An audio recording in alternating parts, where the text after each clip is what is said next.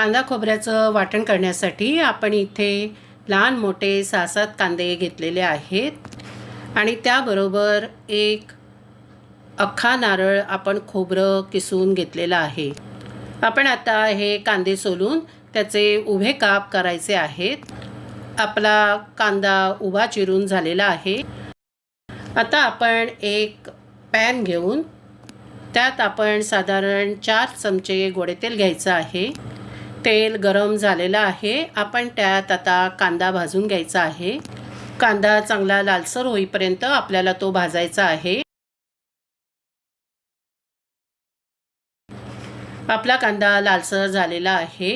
आता आपण तो एका भांड्यात काढून घेऊयात आणि त्याच पॅनमध्ये आपण जे खोबरं घेतलं होतं ते टाकूयात। खोबरंही चांगलं लालसर आणि कुरकुरीत होईपर्यंत आपल्याला भाजायचं आहे।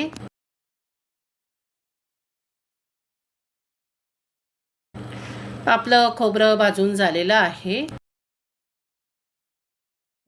आता आपण जो कांदा भाजून बाजूला ठेवला होता तो त्यामध्ये घालायचा आहे आणि कांदा आणि खोबरं दोन्हीही थोड्या वेळासाठी परतायचं आहे।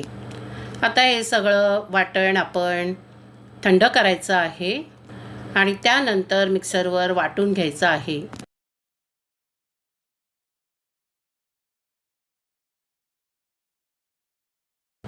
आपण सर्व खोबरं आणि कांदा जो आपण भाजला होता तो मिक्सरच्या भांड्यात भरलेला आहे।